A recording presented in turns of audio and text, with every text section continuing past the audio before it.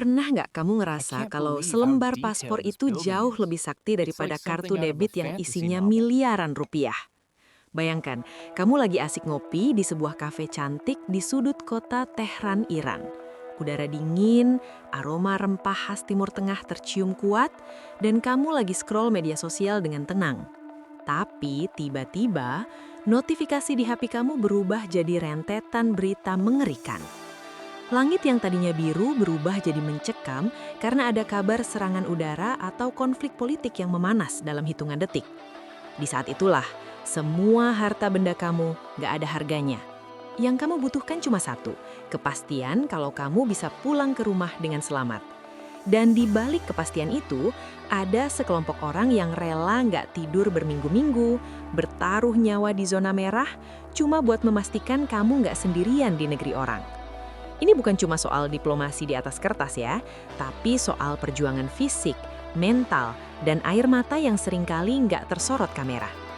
Kita sering banget dengar berita di televisi atau baca sekilas di portal berita tentang pemerintah yang mengevakuasi warga negara Indonesia atau WNI dari wilayah konflik. Kedengarannya mungkin biasa aja ya, kayak kita pesan travel buat pulang kampung. Tapi kenyataannya, mengevakuasi ratusan bahkan ribuan orang dari negara yang sedang membara seperti Iran, itu ibarat kamu lagi mencoba menyusun puzzle raksasa di tengah badai pasir. Kamu harus teliti, cepat, tapi nggak boleh ceroboh sedikit pun. Karena kalau salah langkah sedikit saja, taruhannya adalah nyawa. Bukan cuma nyawa warga yang dilindungi, tapi juga nyawa para petugas yang menjemput. Coba kita bedah pelan-pelan kenapa sih Iran ini jadi titik yang sangat krusial dan kenapa evakuasi di sana itu tingkat kesulitannya ada di level nightmare. Iran itu negara yang luar biasa indah dengan sejarah peradaban yang sangat tua. Tapi secara geopolitik, dia berada di tengah pusaran konflik yang sangat kompleks. Bayangkan, Iran itu seperti sebuah rumah besar di lingkungan yang tetangganya lagi sering berantem. Ketika ada satu percikan api, seisi komplek bisa ikut panas. Nah, ketika ketegangan meningkat, entah itu karena konflik dengan negara tetangga atau tekanan internasional, wilayah udara bisa ditutup kapan saja. Kalau langit sudah tertutup, pesawat nggak bisa masuk, dan tiba-tiba kamu terjebak di dalam kotak yang sangat luas tanpa jalan keluar yang jelas. Disinilah peran heroik para petugas dari Kementerian Luar Negeri, TNI, dan instansi terkait dimulai. Mereka itu kayak malaikat penjaga yang bekerja di balik layar. Kamu tahu nggak, saat kita di Indonesia lagi tidur nyenyak di bawah selimut, para petugas di KBRI Tehran atau tim Satgas Evakuasi di Jakarta mungkin lagi memelototi peta, memegang 3 telepon sekaligus, dan berkoordinasi dengan otoritas penerbangan internasional. Mereka harus memastikan ada jalur hijau yang aman untuk dilewati. Menjemput orang di zona konflik itu nggak semudah membalikkan telapak tangan. Kamu nggak bisa cuma bilang, saya mau jemput warga saya ya, terus dikasih lewat gitu aja. Ada birokrasi yang super rumit, negosiasi yang alot, dan diplomasi tingkat tinggi yang harus dilakukan agar pesawat evakuasi nggak dianggap sebagai ancaman oleh sistem pertahanan udara setempat. Mari kita masuk ke dalam cerita yang lebih personal. Kamu bayangkan, ada seorang mahasiswa Indonesia yang kuliah di Iran. Dia sudah bertahun-tahun di sana, punya banyak teman, dan merasa Iran adalah rumah keduanya. Tiba-tiba, situasi memburuk. Alarm peringatan berbunyi di penjuru kota. Perasaan takut itu nggak bisa dijelaskan dengan kata-kata. Rasanya kayak jantung kamu mau copot setiap kali dengar suara dentuman atau sirine. Di saat ketakutan itu memuncak, ada sebuah pesan WhatsApp masuk dari hotline KBRI Tehran. Isinya singkat tapi sangat menenangkan. Harap segera berkumpul di titik evakuasi, kami akan membawa kalian pulang. Di titik itulah kehadiran negara terasa sangat nyata. Negara bukan lagi sekedar konsep abstrak atau barisan kalimat di buku kewarganegaraan, tapi negara hadir dalam bentuk petugas yang menyambut kamu dengan senyuman lelah tapi tulus di titik kumpul. Perjuangan petugas ini benar-benar gila kalau kita telusuri detailnya. Kadang mereka harus menempuh perjalanan darat berjam-jam melewati pos pemeriksaan militer yang sangat ketat hanya untuk menjemput 1 atau 2 keluarga WNI yang tinggal di pelosok Iran. Mereka harus memastikan gak ada satu pun anak bangsa yang tertinggal. Bayangkan tekanannya. Di satu sisi mereka harus menjaga keselamatan diri sendiri. Di sisi lain, tanggung jawab moral untuk menyelamatkan saudara sebangsa itu jauh lebih besar. Mereka seringkali mengesampingkan rasa takut mereka sendiri. Petugas-petugas ini juga manusia loh. Mereka punya keluarga di Indonesia yang pasti cemas setengah mati menunggu kabar. Tapi mereka memilih untuk tetap tegak berdiri di garis depan.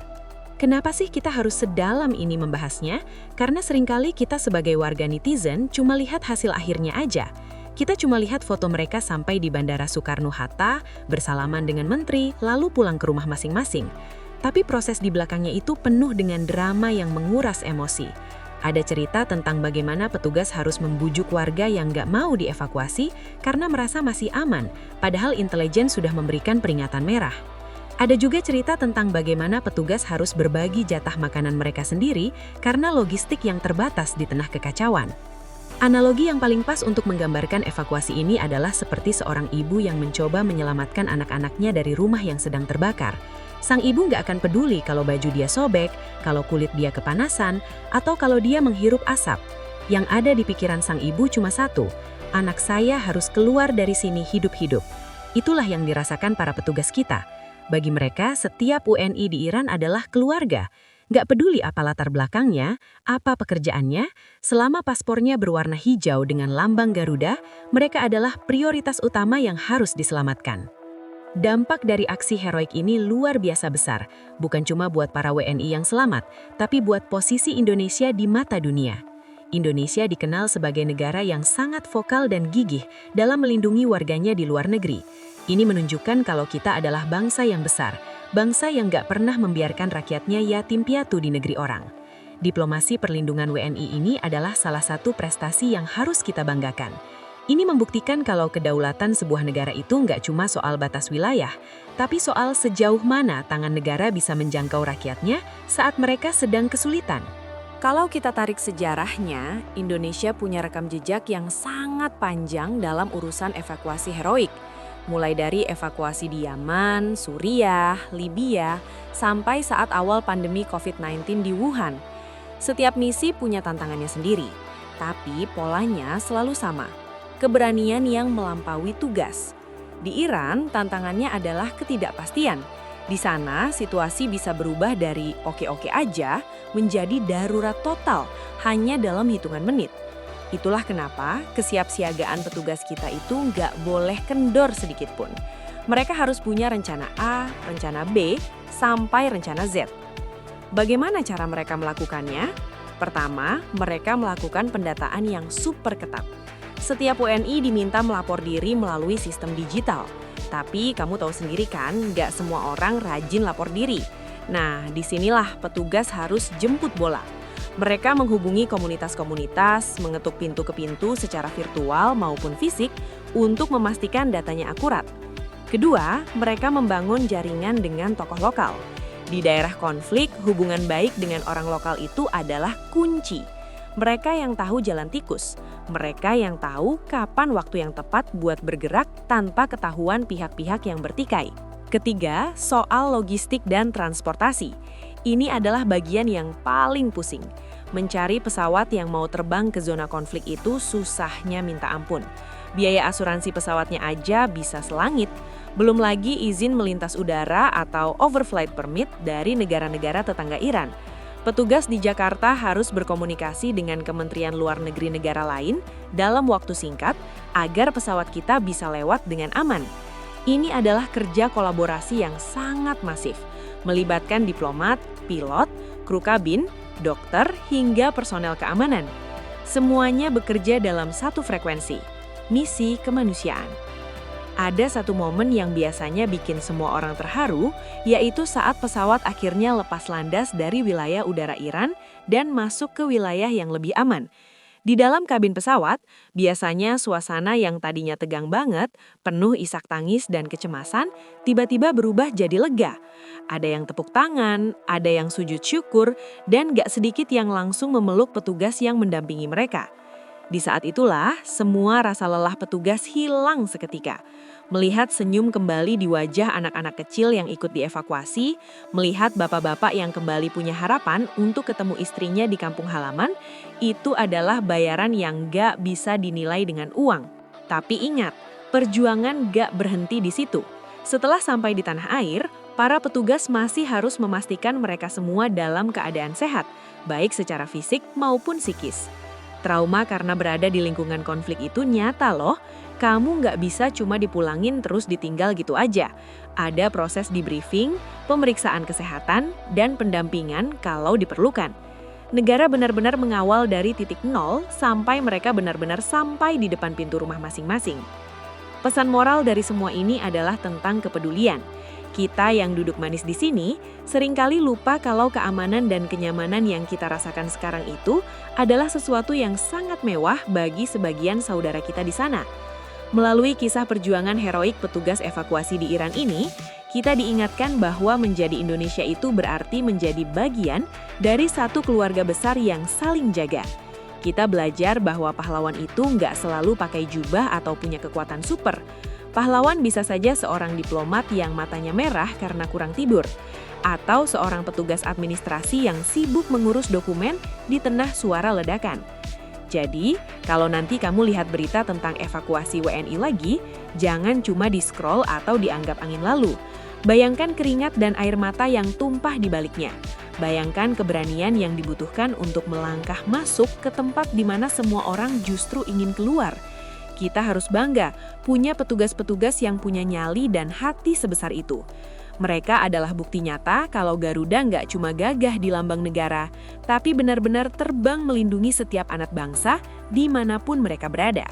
Terima kasih buat kamu yang sudah mendengarkan kisah ini sampai habis. Semoga ini bisa membuka mata kita semua tentang betapa berharganya arti sebuah keselamatan dan betapa hebatnya perjuangan orang-orang di balik layar diplomasi Indonesia. Tetaplah peduli, tetaplah bangga jadi bagian dari bangsa ini, dan jangan pernah lupa kalau dimanapun kamu berada, kamu nggak akan pernah dibiarkan berjuang sendirian. Karena negara, dengan segala keterbatasan dan kekuatannya, akan selalu berusaha menemukan jalan untuk membawamu pulang. Pulang ke tempat di mana kamu merasa aman, pulang ke pelukan keluarga, pulang ke Indonesia. Kisah dari Iran ini hanyalah salah satu dari sekian banyak bab perjuangan bangsa kita. Kedepannya mungkin akan ada tantangan yang lebih berat lagi. Tapi melihat dedikasi para petugas kita sejauh ini, rasanya kita bisa sedikit lebih tenang. Kita punya sistem yang bekerja, kita punya orang-orang yang berdedikasi, dan yang paling penting, kita punya rasa persaudaraan yang gak akan luntur dimakan jarak maupun konflik. Mari kita terus dukung upaya-upaya kemanusiaan seperti ini, dan selalu doakan keselamatan bagi mereka yang sedang bertugas di zona-zona berbahaya di seluruh dunia. Sampai ketemu di cerita luar biasa lainnya yang akan membuat kita semakin cinta dengan negeri ini. Tetap waspada, tetap hargai setiap detik perdamaian yang kita miliki, dan selalu ingat kalau paspor hijau kamu itu adalah tanda kalau kamu punya keluarga besar yang siap menjemputmu pulang kapanpun dan dari manapun.